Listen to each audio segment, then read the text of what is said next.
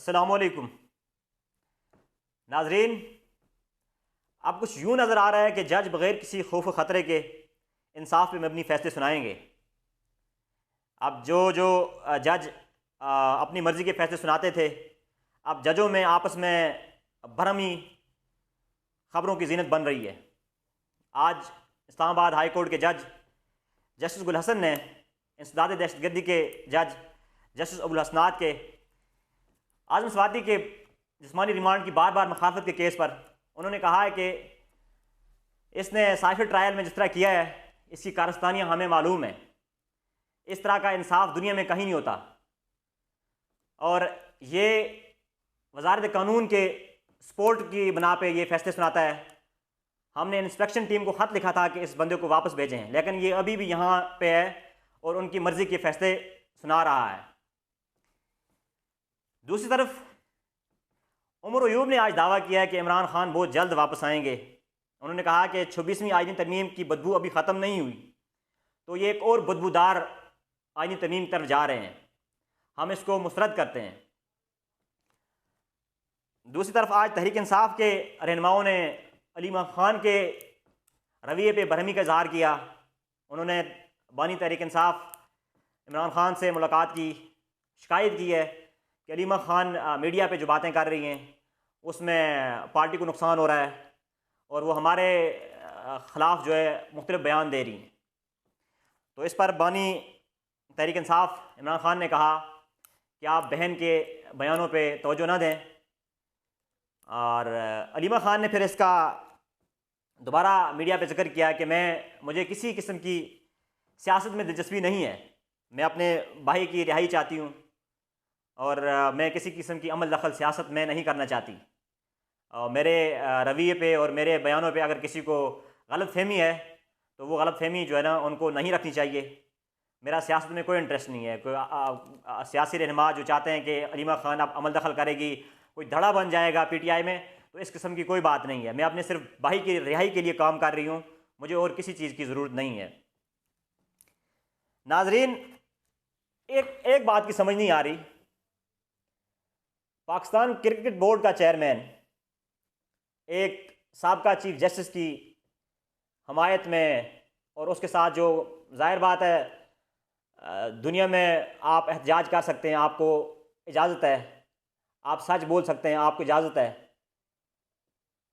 बरतानिया में जस्टिस फाइज ईसा एक रास्ते से गुजर रहे थे, वहाँ पे कुछ पाकिस्तानियों ने एहतजाजन खड़े थे, कुछ नारेबाजी किए, तो उस पर बड़ा दुख और दर्द हुआ है मौजूदा हुकूमत को, खुसूसन पाकिस्तान क्रिकेट बोर्ड के चेयरमैन को। जाहिर बात है हम तो पाकिस्तान क्रिकेट बोर्ड का चेयरमैन कहेंगे, जो वजारत दाखिला का जिम्मेदार भी है।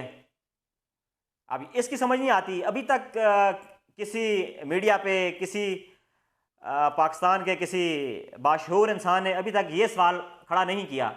पाकिस्तान में बेशुमार प्रोफेसर, डॉक्टर्स, पढ़े लिखे लोग मौजूद हैं जो इस वक्त अमेरिका में काम कर रहे हैं, बरतानिया में काम कर रहे हैं, कनाडा में काम कर रहे हैं, बड़े बड़े कानूनदान हैं, बड़े बड़े मुफस्सर हैं। लेकिन पाकिस्तान में बड़ी किल्लत है मुख्तलिफ ज़िम्मेदारियों पे लोगों की। मोहसिन नकवी बड़ा काबिल और ज़हीन फ़तीन इंसान है, दो दो तीन तीन ज़िम्मेदारियाँ किसने दी हैं इनको? अभी वो क्रिकेट बोर्ड का चेयरमैन है और साबका चीफ जस्टिस पे लोगों ने एहतजाज किया। जाहिर बात है उनके फ़ैसलों पे लोगों को इख्तलाफ था। जो कुछ उन्होंने किया है सारा कुछ आपके सामने है। बरतानिया में लोगों ने वो लोग जो बरतानिया के, जिनके पास बरतानिया की नेशनलिटी है, बरतानिया के सिटीज़न हैं, वो उन्होंने एहतजाज किया। अब वो जनाब यहाँ कह रहे हैं कि हम उनके ख़िलाफ़ कार्रवाई करेंगे। उन्होंने यहाँ उनका रिकॉर्ड निकालने की कोशिश की है, नादरा में इनका रिकॉर्ड निकाला जाए। अब वो तो बरतानिया के सिटीज़न है, कानूनी कार्रवाई करेगा तो बरतानिया करेगा। वहाँ पे तो इजाज़त है, आप प्रोटेस्ट कर सकते हैं, कोई रोकता नहीं है, रोज़ाना की बुनियाद पे होते हैं। लेकिन जो तकलीफ़ हो रही है वो यहाँ मोहसिन नकवी साहब को हो रही है। अब इस बंदे की समझ नहीं आ रही, ये किस तरह का ज़हीन फ़तीन इंसान है। वजारत दाखिला एक बड़ी ज़िम्मेदारी है, वो भी इसके पास है। क्रिकेट बोर्ड एक बड़ा अदारा है पाकिस्तान का, एक बहुत बड़ी ज़िम्मेदारी है, वो भी उसी के पास है। अब क्रिकेट बोर्ड की जो चेयरमैन है वो मुख्तलिफ दुनिया के प्रोटेस्ट जो हो रहे हैं उनके ख़िलाफ़ बोल रहा है। अब देखते हैं वो क्या कार्रवाई करेगा। बरतानिया में जो प्रोटेस्ट हो रहे हैं वहाँ पे बरतानिया ने आज तक इस तरह की कोई कार्रवाई नहीं की। वहाँ पाकिस्तानी हों, इंडियन हों, कोई भी किसी मुल्क के लोग जो वहाँ पे एहतजाज करते हैं, आज तक कोई कार्रवाई नहीं हुई। वहाँ पे एक चीज़ देखने में मिली है, जब जस्टिस फाइज़ साहब गाड़ी में जा रहे थे तो लोग खड़े थे, वो गाड़ी की बैक साइड सीट पे अपना सर झुका के, अपना मुंह छुपा के वहाँ से गुजर रहे थे। तो लोग वहाँ पे प्रोटेस्ट में खड़े थे, चंद लोगों ने उसके गाड़ी के शीशे पे हाथ लगाए हैं। वहाँ पे तहरीक इंसाफ के कुछ नौजवान नज़र आए हैं जो बरतानिया में मुकीम है। वहाँ पे एक कानूनदान भी मौजूद थे उनमें। उन्होंने कहा कि हम इसके खिलाफ यहाँ पे केस करेंगे। इन्होंने गाड़ी की टक्कर लगाई है किसी एक एहतजाजी मेंबर के ऊपर, तो हम इसके खिलाफ जाएंगे। यहाँ पे मोहसिन नकवी कह रहे हैं जी हम कार्रवाई करेंगे। भाई वो जनरल बाजवा के खिलाफ भी तो हुआ था, गालियाँ दी गई थी उनको फ्रांस में, तो आपने क्या किया? किसी और मुल्क में जो कुछ हो रहा है उसके लिए आप कुछ भी नहीं कर सकते। ये सिर्फ तकलीफ़ है, तो ज़ाहिर बात है ये तकलीफ़ तो इनको होगी। जस्टिस फाइज़ ईसा ने जो कुछ यहाँ मुल्क में किया है वो पूरी कौम को पता है। ये कौम अब ये समझते हैं ना कि अवाम पाकिस्तान की जायल है, इनको कुछ पता नहीं है। ये इनकी गलतफहमी है। पाकिस्तानी अवाम अब बाशूर हो चुकी है, जिसमें कुछ सियासी रहनुमाओं का किरदार है कि उन्होंने अवाम को शऊर दिया है। अब ये वो कौम वो नहीं रही जो इनको आप गुमराह कर सकें।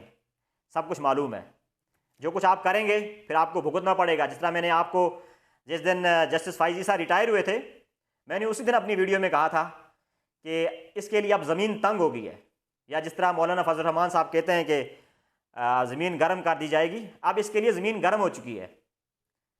जब आप इस तरह के फ़ैसले करेंगे जहाँ पे आपके पास ज़िम्मेदारियाँ होंगी, जिन ओहदों पे आप फाइज होंगे, इख्तियारात का नाजायज़ इस्तेमाल करेंगे, फिर आपके लिए ज़मीन तंग होगी ना। अपने मुल्क में आप गुजर सकेंगे कहीं पब्लिक पॉइंट से, ना दुनिया में कहीं और। हर जगह पाकिस्तानी मौजूद हैं। तो ये एक अब रवायत चल पड़ी है कि आप बुरा करेंगे आपके साथ बुरा होगा, आपको सारी उम्र मौत तक छुप छुप के गुजरना पड़ेगा। तो उसकी नदामत तो इनको हुई होगी जस्टिस फाइज़ ईसा को। बहरहाल मौजूदा हुकूमत को बड़ी तकलीफ़ हो रही है। अब कर तो कुछ नहीं सकते, नादरा से रिकॉर्ड ढूंढ रहे हैं, वो भी बरतानिया के शहरियों का।